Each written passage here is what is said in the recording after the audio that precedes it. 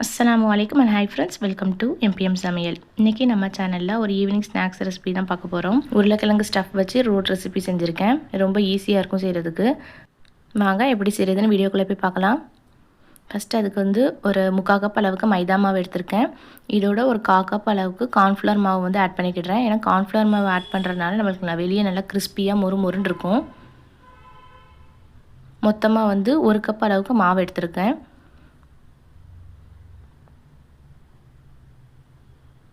Next இது கூடவே வந்து 1/2 டீஸ்பூன் அளவுக்கு உப்பு எடுத்திருக்கேன்.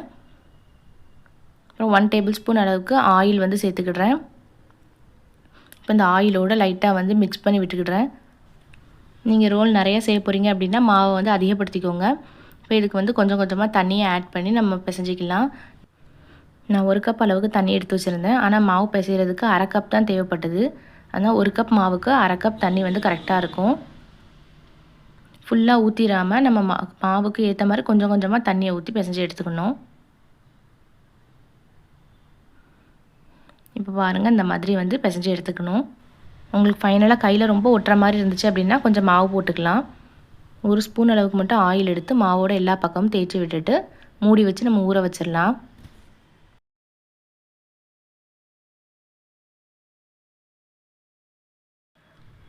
இப்போ ரோலுக்குள்ளே ஸ்டஃப்க்கு உள்ளே வைக்கிறதுக்கு 3 உருளைக்கிழங்க வேக வச்சு எடுத்திருக்கேன். அதை நம்ம கையாலேயே நல்லா மசிச்சு விட்டுக்கிறேன். இந்த அளவுக்கு மசிச்சதுக்கப்புறம் ஒரு 1/2 டீஸ்பூன் அளவுக்கு இஞ்சி பூண்டு பேஸ்ட்டு போட்டுக்கிடுறேன். அடுத்து ஒரு 1/2 டீஸ்பூன் அளவுக்கு மிளகாய் பொடி போட்டுக்கிடுறேன். ஒரு 1/4 டீஸ்பூன் அளவுக்கு மிளகு பொடி போட்டுக்கிடுறேன். இதோட நம்ம சிக்கன் மசாலா பொடி இருக்குல்ல, அது வந்து ஒரு 1/2 டீஸ்பூன் அளவுக்கு சேர்த்துருக்கேன். ஜீரக பொடியும் ஒரு 1/2 டீஸ்பூன் அளவுக்கு சேர்த்துக்கிடுறேன். இப்போ 2 டேபிள் ஸ்பூன் அளவுக்கு நான் கார்ன்ஃப்ளவர் மாவும் இதோட சேர்த்துக்கிடுறேன். இதுக்கு தேவையான அளவுக்கு உப்பு நான் ஒரு 1/2 டீஸ்பூன் அளவுக்கு உப்பும் போட்டுக்கிடுறேன். எல்லாம் சேர்த்துட்டு ஒரே மாவாக வந்து நம்ம மிக்ஸ் பண்ணி எடுத்துக்கலாம். நம்ம கார்ன்ஃப்ளவர் மாவு எதுக்கு சேர்த்துருக்கோம் அப்படின்னா உருளைக்கிழங்குல வந்து கொஞ்சமாக தண்ணி தன்மை இருக்கும். அது கையில் ஒட்டுற மாதிரி இருக்கும். கார்ன்ஃப்ளவர் மாவு சேர்த்துருக்கனால நம்மளுக்கு கையில் ஒட்டாது. இப்போ உள்ளே வைக்கிற ஸ்டஃப்பும் ரெடி ஆகிட்டு நெக்ஸ்ட்டு வந்து பேஸ்ட் வந்து ரெடி பண்ணிக்கலாம். இதுக்கு ஒரு 2 டேபிள் ஸ்பூன் அளவுக்கு மைதா மாவு எடுத்திருக்கேன். 2 டேபிள் ஸ்பூன் அளவுக்கு தண்ணி ஊற்றிக்கிடுறேன். இது நல்லா ஒரு பேஸ்ட் மாதிரி மிக்ஸ் பண்ணி எடுத்துக்கலாம்.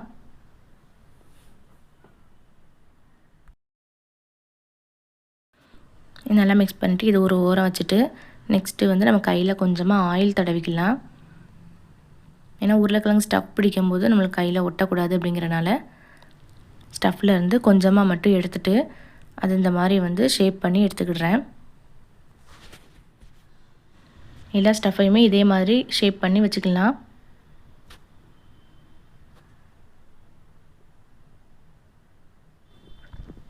அடுத்தது நம்ம பிசைஞ்சு வச்சுருக்க மாவை எடுத்து கீழே ஒர்க் ஏரியாவில் போட்டு நல்லா ஒரு டைம் வந்து பிசைஞ்சு விட்டு பரத்தி விட்டுக்கலாம்.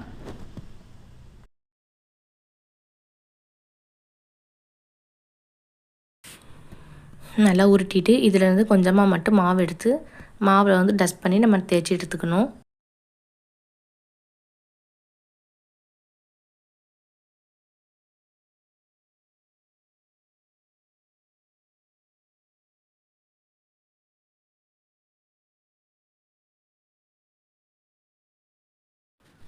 ஏன்னா முடிஞ்ச அளவுக்கு மட்டும் பரத்திக்கணும். நம்ம கீழே நல்லா ஒட்டுற மாதிரி உட்காந்து தேய்ச்சி அதை பரத்திடக்கூடாது. அப்புறம் நம்மளுக்கு ஸ்டஃப் வச்சுட்டு நம்மளுக்கு ரோல் பண்ணும்போது அது ஒட்டிக்கிட்டு வராது. இப்போ பாருங்கள், இந்த அளவுக்கு மட்டும் நான் பரத்தியிருக்கேன். ஸ்டஃப் வச்சாச்சு. நெக்ஸ்ட்டு ஒரு நைஃபை வச்சு கட் பண்ணி எடுத்துக்கலாம். கரெக்டாக அந்த சைஸுக்கு வந்து நான் கட் பண்ணி எடுத்துக்கிடுறேன்.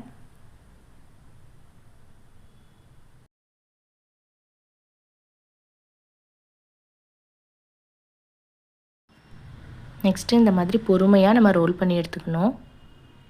ஃபைனலாக அந்த பேஸ்ட் நம்ம வச்சுருந்தோம்ல, அதை வந்து கொஞ்சமாக தடவிட்டு அதையும் நம்ம மடக்கிட்டு நல்லா ஒட்டி வச்சுக்கலாம். பாருங்கள், இப்போ வந்து நம்மளுக்கு ரோல் ரெடி ஆகிட்டு இதே மாதிரி தான் மற்ற எல்லாருமே பண்ணணும்.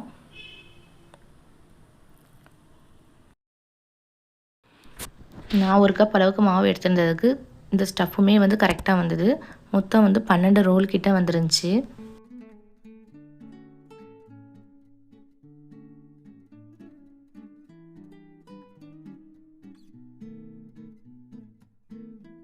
இப்போ பாருங்கள், எல்லாத்தையுமே நம்ம ரோல் பண்ணி வச்சாச்சு. இந்த ரோல்கள் எல்லாம் பொரித்து எடுக்கிறதுக்கு அடுப்பில் ஒரு பாத்திரம் வச்சுட்டு அதில் ஆயில் ஊற்றிருக்கேன். அது மிதமான சூடு வந்ததுக்கப்புறம் நம்ம ஒவ்வொரு ரோலாக போட்டுக்கலாம். மிதமான சூடில் இருக்க மாதிரி பார்த்துக்கோங்க. அதிகமான சூடு இருந்துச்சு அப்படின்னா போட்ட உடனேமே அது கரிஞ்சிரும். அதே மாதிரி சூடு அதிகமாக இருக்கும்போது உள்ள ஸ்டஃப்புமே நம்மளுக்கு வெளியில் வர நிறையா வாய்ப்பு இருக்குது.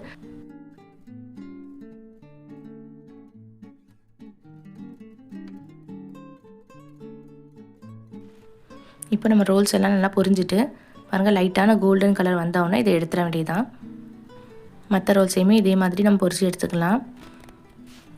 நம்மளுடைய ரோல்ஸ்லாம் சூப்பராக ரெடி ஆகிட்டு வெளியில் நல்லா கிறிஸ்பியாகவும் உள்ளே சாஃப்டாகவும் சூப்பராக இருக்கும்.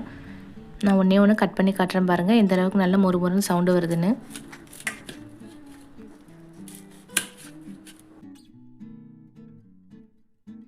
வெளி லேயர் ஃபுல்லாகவே உங்களுக்கு பார்க்கும்போதே தெரிஞ்சிருக்கும் நல்லா மொறுமொறுன்னு இருக்குன்னு. அது மாதிரி உள்ளே வந்து நல்லா சாஃப்டாக இருந்தது. இந்த ஸ்நாக்ஸ் ரெசிபியை நீங்களும் வீட்டில் ட்ரை பண்ணி பார்த்துட்டு எப்படி இருந்துச்சு அப்படிங்கிறத சில மறக்காமல் கமெண்ட்டில் ஷேர் பண்ணுங்கள். இது போல் யூஸ்ஃபுல்லான வீடியோஸ் வேணும் அப்படின்னா நம்மளுடைய சேனலை சப்ஸ்கிரைப் பண்ணிக்கோங்க. அப்படி இந்த பெல் ஐக்கானையும் ப்ரெஸ் பண்ணிக்கோங்க. அப்போ தான் நான் போடுற நியூ வீடியோஸ் எல்லாமே உங்களுக்கு நோட்டிஃபிகேஷனாக வரும். தேங்க்யூ.